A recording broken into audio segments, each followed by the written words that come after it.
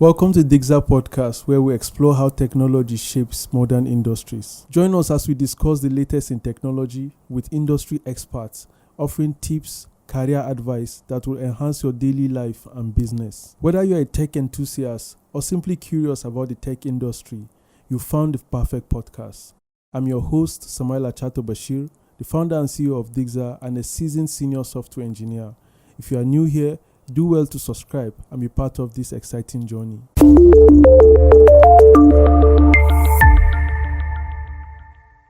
Hi, welcome to another episode of the Digza Podcast.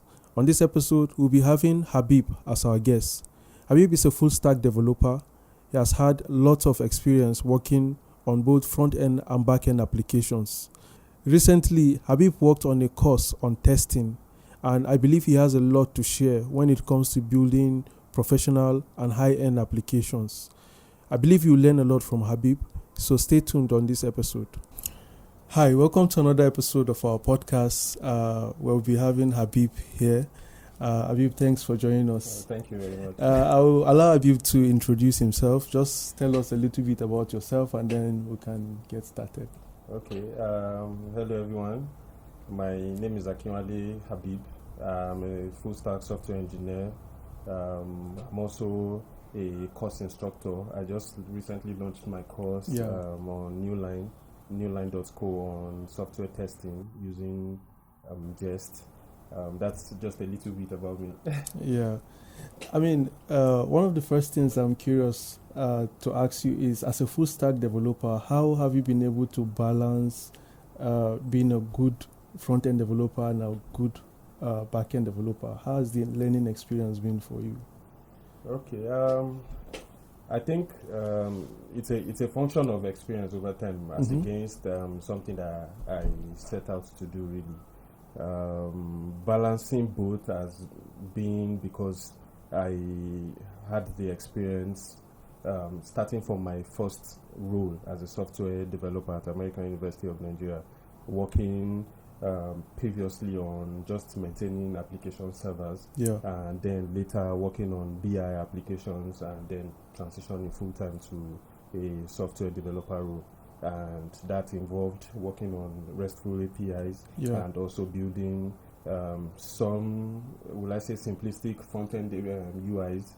And, this continued over time in my career. So I think that balancing both has just been as a result of trying to function in my role rather than something that I set out to be that this is what I want to do. And really, I don't think there's so much difference between both. It really is just knowing what you should do in certain scenarios, whether you're working on the back end or whether you're working on the front end.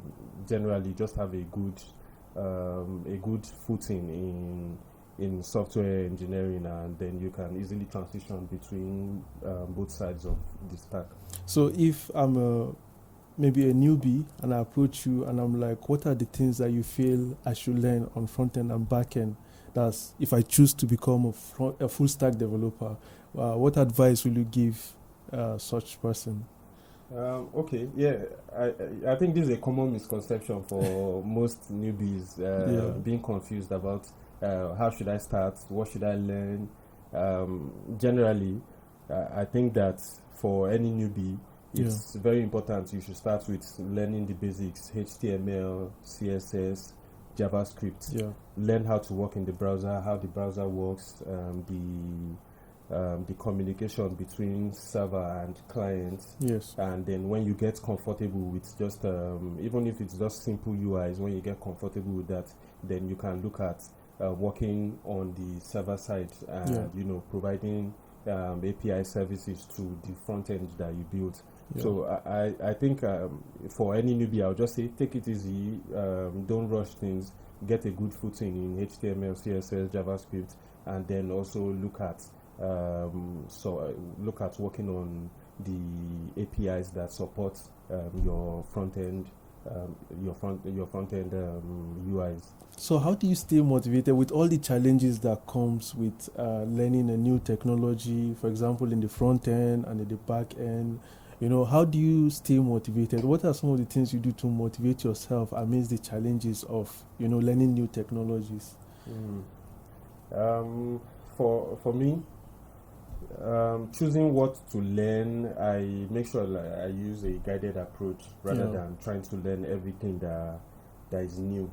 To be candid, it's good to accept that you cannot know everything. And that the things that you need to know are the things that are related to one, maybe your job or your interests. So, say for example, if I'm working in a team that uses, let's say, Vue.js, there's really no point in me going to go and learn Svelte just because maybe that's the new thing. Rather, it should be something that either relates to my work or it relates to a project that I want to do, or maybe I have ample time that I want to just learn what is new. So that's one approach I use. I make sure that whatever I'm learning has to do with my job or has to do with the project that I want to do, and that way I don't easily get burnout trying to stay current in every technology that is coming out. So that's one approach. And then the second approach is start with the end goal in mind rather than the process. So what I mean by that is, if I know that I want to become, let's say, a data engineer, everything that I will learn should get me closer to that end goal. And that will help me guide my learning rather than trying to look at every technology out there that has to do with data. And I think that this one common mistake I've always seen quite a lot of people make, where they try to be broad as much as possible. Learn everything. Learn everything, and before you know it, 1 month down the line, you are totally burned out, and then you can't really continue. So that's like what I do. And also, it's always good that you make like plans or you make like goals, maybe, and then you revisit them maybe every month or every 2 months or every quarter. So if I made a goal for the year to do XYZ, maybe every weekend or every or at the end of every month, I should sit down and look at everything I've done over the last 1 month or over the last 1 week and see what did I do right, what can I improve upon, and make sure that my learning and what I'm working with is pulling me towards that goal. So that's how I stay motivated rather than trying to learn everything out there. And to be candid, there's too much to learn out there right now. Exactly, there is still. I mean, there is. You mentioned something like having the end goal in mind. So that means whatever you want to learn, you should have a clear picture of what the final outcome of it will be, and then your learning should be guided towards that end goal. Exactly. Interesting. So recently you released a course on testing. Can you give us an overview of what the course is all about and who will benefit from the course? What are some of the things you covered in the course, and who are the people that will benefit from that course? Thank you for the question. This is one that is very close to my heart. So I released the course. It's called Pain-Free Mocking with Jest. Pain-Free Mocking with Jest. You can find it on newline.co. So I would like to go back in time and explain the challenges I faced earlier in my career. So while working at American University of Nigeria as a software developer, I could get my applications to work. Yes. But to do it in an automated way, such that it's reproducible by somebody else without needing guidance from me. That was a challenging bit. And to be candid, I struggled a lot with automated testing in my own career. And, there comes a time where they call it breaking the chasm, where you actually get it. You actually understand something that is being like a miracle all this while that you just couldn't get it. So when that time came that I kind of really understood automated testing and understood the real benefits in terms of production, I felt, this is something that I've seen quite a lot of software engineers struggle with, and that's the motivation for creating the course, to help other people, other software engineers that might be struggling with automated testing to really get it. So the course really is about using Jest to test JavaScript applications. And part of the biggest pain points in using Jest is, the test doubles or isolation frameworks, using Jest to mock certain dependencies or collaborators in your application. But not just only that, also learning about the concepts in testing, in automated testing, whether you're doing unit testing or doing integration testing. Yeah. So these are the premise for creating the course in the first place. Yeah. And the course really is about learning how to properly do unit testing, integration testing, learning how to test your application in isolation such that the dependencies do not impact your test negatively, and you can reproduce that test as much as you can run that test as many times as possible, and it will always give you the same results. Yeah. So that is that. And as for who the course is meant for, is majorly meant for a junior software engineer who knows one or two things about Node.js. You can create your RESTful APIs, but when it comes time to implement tests for your application, you have challenges. So that's the first person that it's meant for.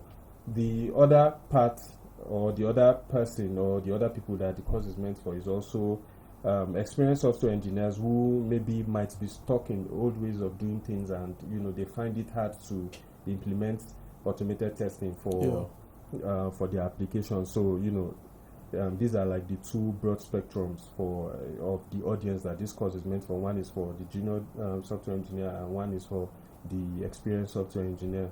But talking about the content of the course, the course is mainly about it has 5 modules.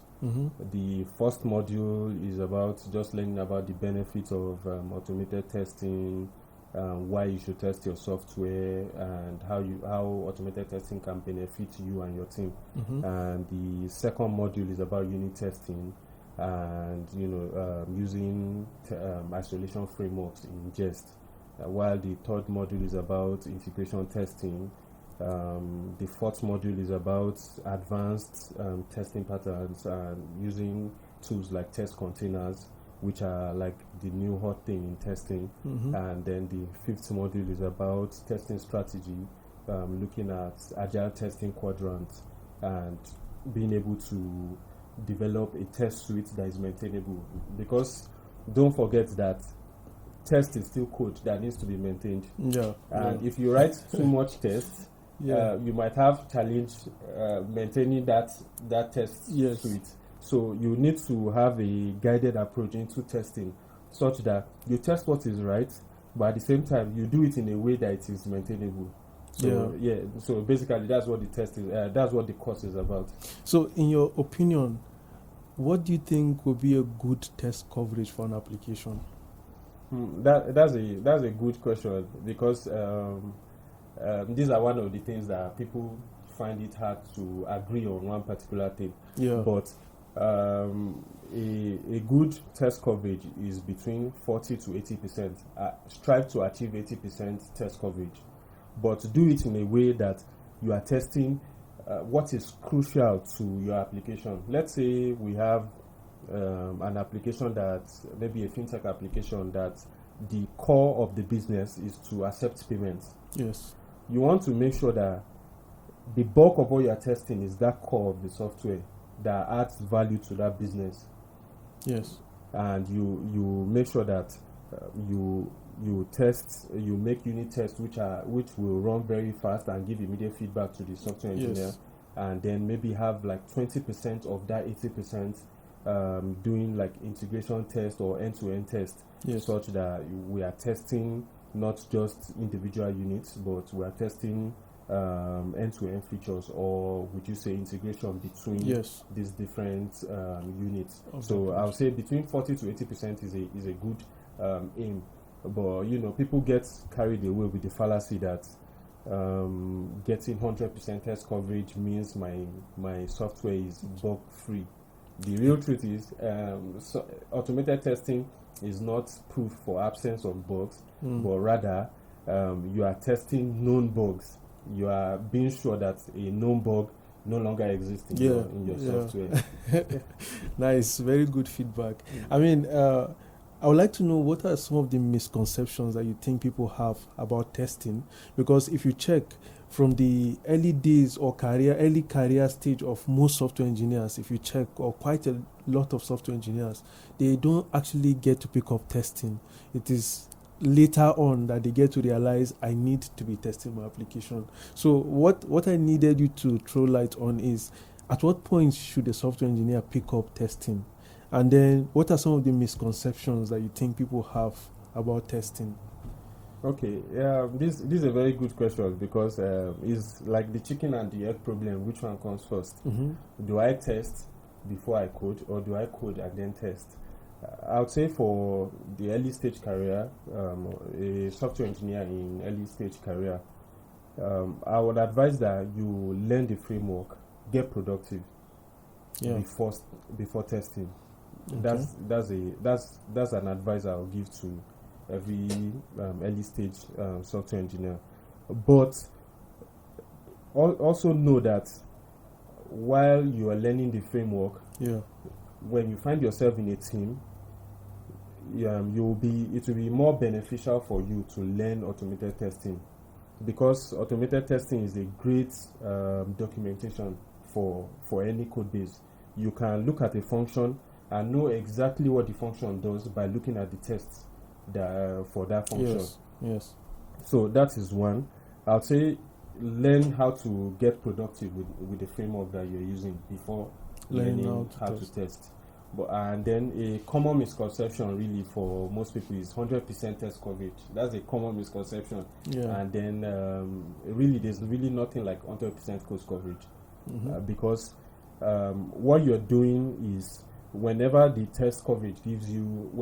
coverage reporter gives you 100% test coverage, what you actually have is that the test framework has touched 100% of your code base, or 100% of the parts in your code base. But rather, it's really not proof that in this 100% there's no bug hiding there. What the coverage is telling you is that I've looked at, while I was executing or while I was running, I touched 100% of the parts in this code. But it's not that there is no bug in this code base. So that's one common misconception that people have, that when I achieve 100% test code coverage, I no longer have bugs in my code base, and that couldn't be further from the truth. That's one misconception. And that misconception that people have with testing is also choosing one over the other. You have the testing pyramid that consists of the unit test, integration test, and then your end-to-end test. And then choosing the common misconception is that once I implement unit test for all the individual units in my code base, I'm good to go. Or I will just choose end-to-end test. I no longer need to do maybe integration test or unit test. But really, what you want to do is, the bulk of your test cases should be unit tests, and then a little should be directed to integration test, and a little to end-to-end test. You want to do that. Maybe the bulk, maybe 60% is unit test, and then 20% is either maybe end-to-end test or integration test. So that's like a common misconception, to think that I need to just choose one and implement one, rather than using. You should look at it holistically and spread your effort across these different tests, and that's the whole essence of the agile testing quadrant, so that you design maintainable test suites that cut across both unit tests, integration test, and end-to-end test. So I think those are like the quick ones that came to me, which is 100% test coverage, and then choosing one over the other. Can you quickly tell us what you think about TDD, test-driven development? Like, what's your take on it? Okay, yeah, this ties into the question that I just asked, which is a common misconception. A common misconception is also thinking that TDD is about tests, but rather TDD is a workflow, and a huge part of that workflow is testing. But when people hear TDD, they just think testing. So that's like a common misconception. But I think that I'm a huge proponent of being pragmatic or being realistic. Yeah. Sometimes there are many practices that sound really good, but putting them in practice can be actually challenging. Can be tough. Yeah. So I always advocate that people should be pragmatic and look at your own situation and make the best judgment for what you think is right for you. TDD is good for for having a guided approach to software development. Yeah. Before I will write a function, I should write a test that will fail, and then when that test fails, I then write the function to make the test pass. To pass, yes. But it can be challenging when you are testing like implementation details, when you don't even know what you are going to be implementing, or there's no clear path forward. Yes. That might not really be a good time to adopt TDD. Yes. But when we know the clear path forward, we know exactly what needs to be done, then TDD is a great tool to use, or TDD is a great framework to use when you're developing software. So that's my own opinion, that it's a great process to follow, but don't be dogmatic about these things. When using TDD, if you know the clear path forward, if you know exactly what needs to be done to get to the end goal, then I think that it's great to use TDD. But when we are maybe developing something that is novel, that's never been done before, that we don't have a clear path forward, you might want to implement first and then test it afterwards. Yeah, cool. So you use technologies like Java, you use JavaScript, you use Typescript, and some other stuff you use that maybe you may want to share with us. How did you get to decide, okay, these are the stuffs I feel are important to me and are valuable in the job market, and you decide to dedicate your time in learning those things, and how has it impacted your career? I will need to go back in time to answer this question. So I studied computer science, ND, HND, PhD levels, and I'm doing my MSc also in computer science. So like right from back in the day, I've been exposed to quite a lot of technologies. I've used archaic programming language like COBOL or what other C++. So I would say like studying computer science has exposed me to different types of programming languages, be it object-oriented or functional programming languages and the likes. And my first role as a software engineer, it was Python-based and JavaScript. And then afterwards, later I majored in JavaScript. And later, when I worked with Savics, I used JavaScript and Java heavily. And right now, I major mostly in Java and JavaScript. So this is a function of my experience over time, as against me setting out to say I want to use many programming languages, I want to be an expert in different technologies. Rather, my role at Savics, whenever you took a feature, it was mostly end-to-end feature. You developed features in desktop applications that was developed in JavaFX and Java, and then you also develop the backend API using JavaScript or sometimes Spring Boot, which was based on Java, and then also the front end, which was based on Java and Angular. So there were a lot of moving parts, and the more you do something, I did this for over 3 years when in my time at Savics. The more you do something, the more it feels like second nature. You can use a programming language, this programming language or the other programming language. And then also, what I found as I became more senior in the role is that enterprise software are majorly built in Java. When we are talking of like really big enterprise software, and I think that going forward, I'm looking at more of the enterprise stuff as against what I did in the past. So this is just a function of like my experience over time and what I did day in, day out. Yeah. And most of these things just come naturally. So maybe this is like a feedback that I'll give to like my younger self or the more junior software engineers. Like, don't try to get broad in time. Don't set out to have like expertise in different things. Different stuff. Like, set out on one, get really deep in one, and any other thing you pick up after that will just come to second nature. Because come to think of it, I think most of these tools are all the same thing. Really, these are just tools for you to get to a goal. At the end of the day, every programming language and every framework in every programming language will support REST APIs. Every framework will support maybe gRPC or whatever it is. So it's just learning about the convention of that programming language. So that's like my experience really.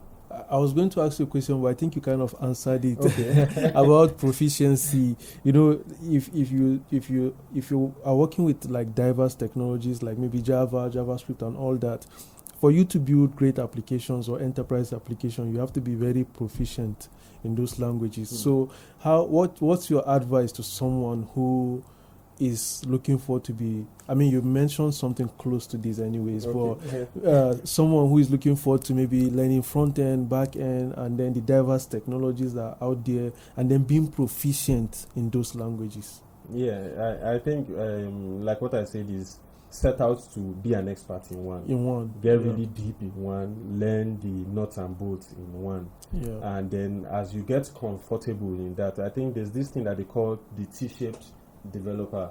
Your depth in one particular technology or framework, and then the width or the breadth that cuts across different technologies, so that you can function in any cross-functional team.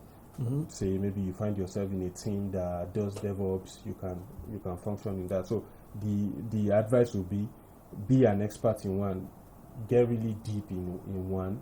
And then as time goes by, and also as you progress in your career, opportunities will come where you will have to maybe switch frameworks, or you will have to use another technology, and those are the times for you to learn and really get good in other things. But I would say hasty ambitions to want to learn quite a lot of things will just set you back, and you won't grow as fast as you should. But rather, just dedicate yourself to one particular tool or framework or programming language. When you are really comfortable in that, then you can take a look at something else. And I'm pretty sure that as you grow in your career, those opportunities will come, and those are the times for you to now diversify and learn. So irrespective of how long it takes you, stay with that thing until you gain mastery in it.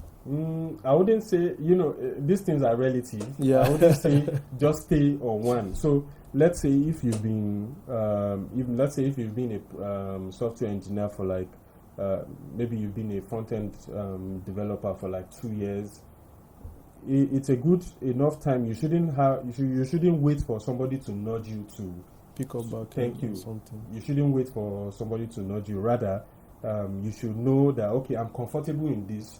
The moment you are comfortable in what you are doing, that is the right time for you to look beyond what you are doing. So I think the most talented or the most resourceful software engineers, you would find out that they really never get comfortable in one place. The moment they learn one thing and they feel like, I'm good with this, they are looking at the other thing. So I think that's like the frame of mind that any software engineer that who wants to grow and attain the pinnacle of his or her career should be doing. The moment you feel comfortable and you know, okay, that for certainty I know what I'm doing with my primary stack, then you should look beyond that. And it doesn't necessarily have to be another programming language. Let's say, just like you put it, if you're a front-end developer, you know what you're doing, you're comfortable with the front end, that's a good time to look at the back end. And I'm pretty sure that in your team you will have somebody on the back end that you can relate to. Okay, maybe can I help out with this, or do you need extra hand, or do you need help with this? And it's a good time to step into those shoes. Yeah, cool. So can you quickly share your first working experience as a software engineer? Like, what gave you the confidence to start applying for a job, and how was the experience for you? Okay, my first software engineering role came. I worked in American University of Nigeria as an application support engineer, where I was managing servers and also I used to generate reports for different departments or different business functions. So there came a time where we found out that we always used to be burdened with requests to generate reports rather than doing other things that are more interesting. You could spend half of your day generating different reports, and usually these things are repetitive. So let's say I generate a report of all the students of the institution today.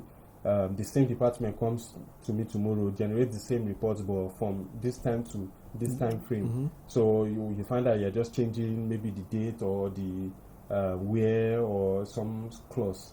Yeah. So we had this idea that we could deploy a self-serving BI application, and we looked at Pentaho. So funny enough, before I joined the university, they tried but failed to deploy a BI solution, and then the responsibility fell to me to implement a BI solution. So what's a BI solution, in case someone out there is just business curious? intelligence. Okay, Business intelligence solution, so that different business functions had user profiles on that portal, and they can generate their reports in time. You don't need to contact the application support engineers. So I was able to do that. That was the first time I learned about data warehousing, developed ETL solution using Pentaho Kettle, and then ultimately we had that running. The head of IT, the CIO was impressed with what I did, and he recommended that I join the software development team. And really, that was like my first real professional software development role. So I would say that was like my path into software engineering. But prior to that, I was already coding prior to that. I studied computer science. I served as software director at Katnapoli here. I used to organize tutorials and what have you.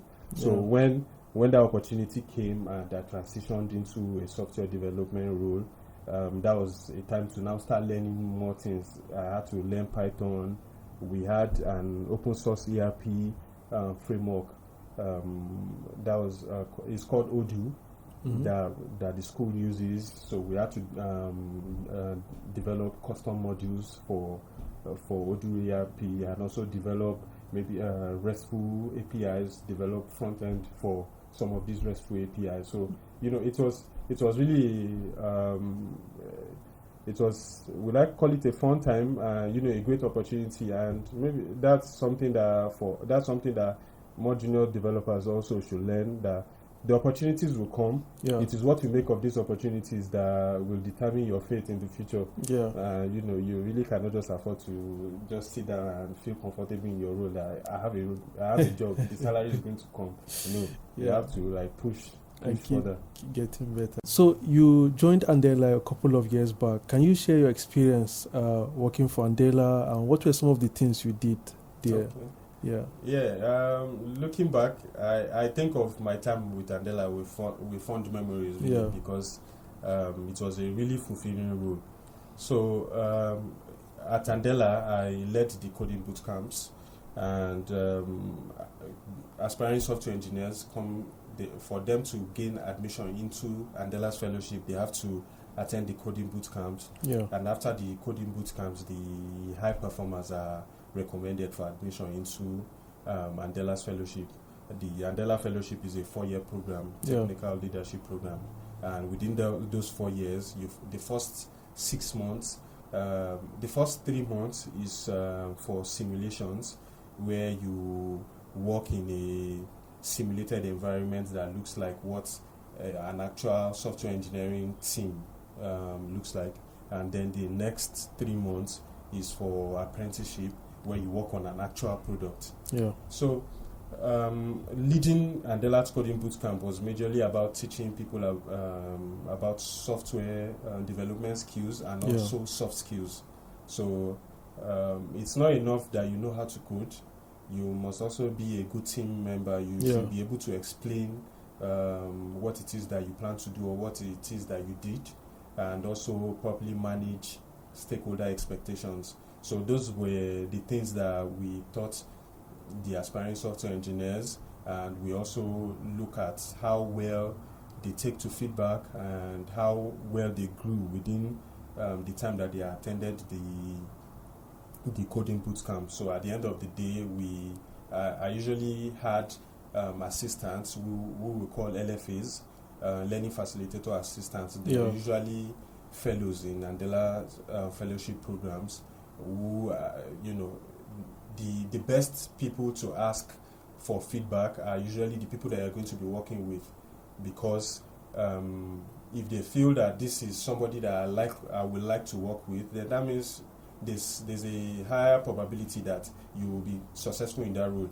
Or if the existing team members feel like I might not like to work with this person, then there's every probability that you might not be successful in that role. So we used to look at quite a lot of different things. It wasn't just technical skills.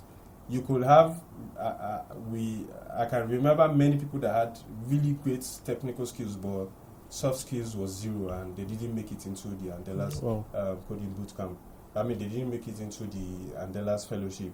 And also, as a learning facilitator, we also assisted with developing tools that we aid assessments. I personally worked on one where when you submit a REST API, when you submit the URL to a REST API, I developed a functional testing tool that will make requests to that API that you submitted automatically. Yes, and then score you based on how well the response matches the requirements that we give you in the first place. Wow. And also we used to collaborate with other software development teams within Andela, giving them feedback on some tools that we used back in the coding bootcamp. So it was a mix of technical skills and also a mix of teaching skills or facilitation skills. So it was, will I say, it's a role that empowered me to grow my leadership skills, because you take ownership for quite a lot of things. You are not just thinking about yourself, you are thinking about the participants in the bootcamp, and you're also thinking about Andela's business, because if you recommend poor software engineers, they make it into Andela and they go to client engagement and they perform really poorly, it will affect Andela's business. So there's a whole lot to think about whenever you want to recommend somebody into the coding into Andela's fellowship. You're thinking about being a great fit, you're thinking about the soft skills, you're thinking about Andela's business. So it was a mix of quite a lot of things, but it's an experience that I look back, I have really fond memories. Nice. So as we come towards the end of this podcast, I would like you to share your maybe opinion or maybe advice to someone who is maybe picking up programming for a start. How do they build, or how would you advise people to pick up good soft skills? Because you mentioned that some when you were mentoring engineers and all that at Andela, you mentioned that some didn't qualify because they didn't have good soft skills. So how would you advise people to pick up good soft skills? And then what are some of the challenges that you notice that upcoming engineers are facing, and how would you advise them to overcome such challenges? Great question. The first is communication. Human beings were social animals. You really cannot live on your own. You have to communicate with others. Even in a software development team, we have to meet, we have to discuss, we have to communicate. So if you work in a silo and me being your team lead cannot really say what it is that you're doing at any point in time, then maybe we'll have a problem. Because I don't know if you're going to meet the deadline, or if you have any challenge that needs to be addressed. So it's important that people learn how to communicate. And in communicating, it's not just about oral communication, even written communication, being able to draft a good email that will give like really good impressions to, let's say, if you're sending it out to a client, you don't want to see an email filled with all sorts of grammatical errors and whatever. So I would say junior engineers should or maybe engineers in the early stage of their career should focus a whole lot on communication, and also focus on contributing. In contributing, you will get to exercise some of these skills like communication. When you contribute, write blog posts, make videos if you can, join meetups or hackathons or what have you. Anything or in any way that you can contribute, try to contribute. So I would say communication is one. And also another is stakeholder management. Knowing that you are not working in isolation and that whatever your actions might impact another person. So let's say you're a back-end developer. The front-end developer relies on your work to be able to build what he or she is building. So learn how to manage stakeholder expectations. If you have challenges or if you have obstacles, you should be able to own up to it and explain, raise your hand up and say it. Or if you have challenges that means that you might miss a deadline, you shouldn't wait till when your team lead asks that when are you completing this. You should be proactive and give feedback early that I might miss this deadline because of this, and this. And maybe sometimes in communication or in communicating that blocker that you have, you might find the solution to it and still be able to meet up with the deadline. So I would say the soft skills that are really important is communication and also stakeholder management, and also being contributing. I think people always downplay the role of contributing, but one thing from that I've learned, especially in terms of my own career and in terms of careers of many other top software developers I've seen, is that contributing gives you visibility.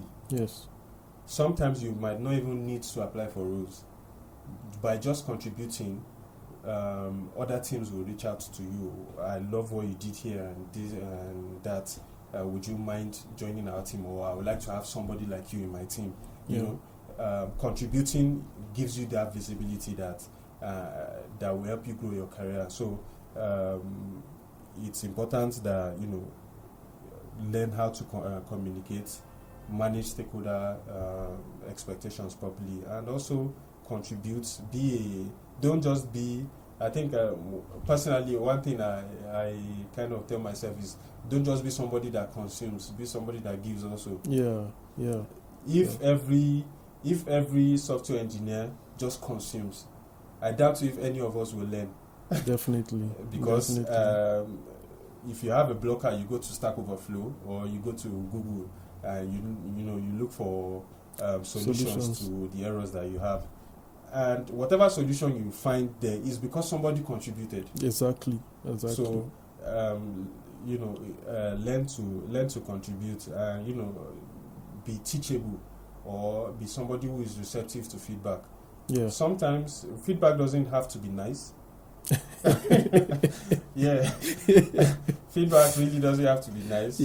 You'll be lucky if you have somebody that gives you feedback in a kind way. You'll be lucky to have that. But whether or not it was said in a way that you like, reflect on the feedback, be teachable, be open to feedback. I doubt if anybody wants to work with somebody who you cannot correct. So if you are not teachable and you are not open to feedback, that's a problem, and you might find it really, really hard to work with people. So I think somebody shared something on Twitter that I saw some few days ago. Carnage for Life. That's I've forgotten his name, Obasanjo's child, one that works with, is it Facebook or Twitter? I can't remember.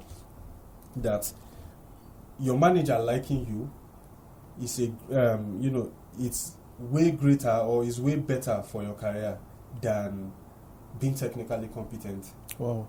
I saw that it was hard for me to first get a grasp of it, but really let's distill it and understand what this means.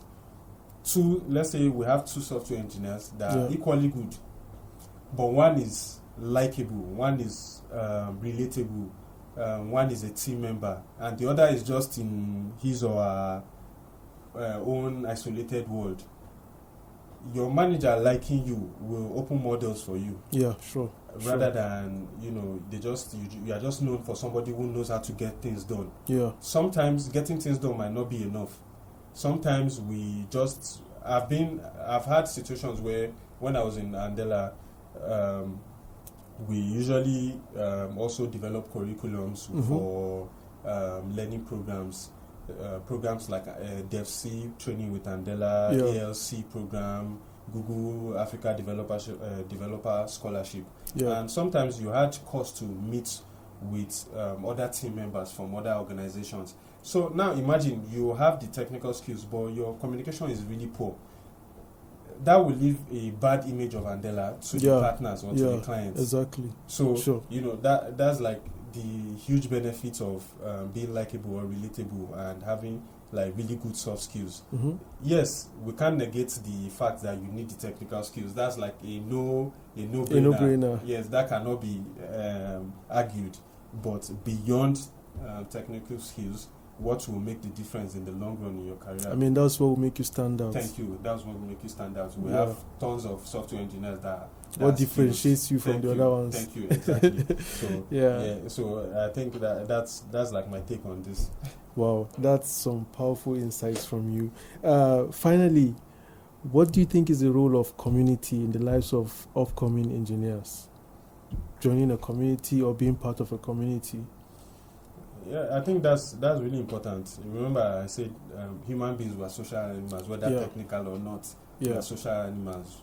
Nobody can function on his or her own. Yeah. And the role of communities is to bring like-minded people together. Yeah, exactly. We can discuss on maybe common challenges that we face or whatever is common to all of us. That's the role of communities. Yeah. And I think that just being in the company of like-minded people will really help you. Say if you have certain challenges in the community, I'm pretty sure that you can find very fast solution to your challenges. Yeah. Or opportunities. In exploring certain opportunities, there's a saying that if you want to go fast, go alone. Yeah. If you want to go far, go belong to a team or go together. Thank you. Go together. Yeah. So that just undermines the importance of having a community around you. That it will help you share, it will help you grow, and also it will help you learn. Yeah. So that's why I think having a community is important. And I think Dixa has a community. Exactly. That kind of community that helps software engineers to meet with other software engineers and exchange ideas. And I also think that one importance of community is that it's a breeding ground for innovation. Yeah. So it's easy for you to have an idea and not really know how to go about that idea. But if you have a community of like-minded people, you can whatever is your strong point, you can use that to get like-minded people that maybe complement your and even skills. Share their thoughts and ideas. Let's say we are building a product. I'm a software engineer. I don't have the design skills. There's a higher possibility that if I'm in a community, I can find somebody who has the design skills, and then we can also all come together and actualize that dream or ambition that I have. So I think that's that's part of the importance of community. And I would urge any software engineers, find any community that you like, that you are passionate about, join. And whenever you join, don't just be one who consumes. Contribute. Yeah. Talk. Whatever, I used to have this challenge back in the day where maybe I want to write. I always feel like everybody has written about this. Why do I want to bother myself? Yeah. The same thing, let's say, like the course that I made.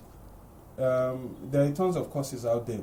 Yeah. But there is something unique to every human being. There's something unique to you, your perception. Yeah. How me and you can be looking at the same thing and we are seeing two different things Exactly. in that same thing. Exactly. So your perception might be different, your background is different, how you process and understand things is different.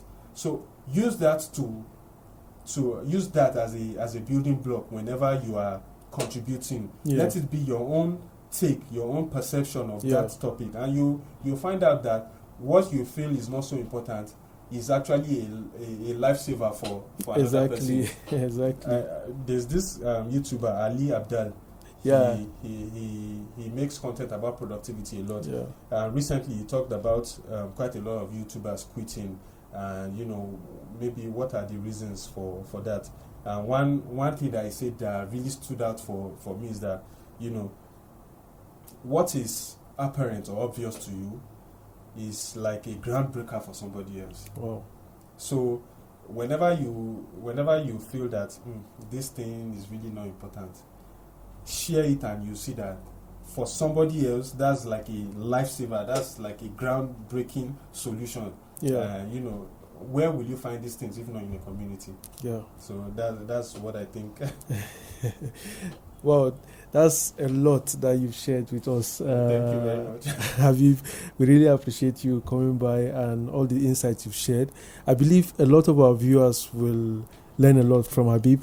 If they're looking for you, where can they easily find you? Okay, I'm quite active on X, formerly known as Twitter, using my name at Akinwale Habib. Yeah. And also I'm pretty active on LinkedIn using the same name also, Akinwale Habib. So you'll find me on both platforms, and you can just send me an email also at akinwalehabib@hotmail.com. So any of these mediums are totally fine with me, and feel free to reach out to me. I'm usually very active on these platforms, and I'm looking forward to any of the viewers if they want to reach out to me. I'm pretty sure we can discuss whatever it is that they want to get off their mind. Yeah, thanks a lot, Habib. Nice to have you once again. Thank you very much. Yeah.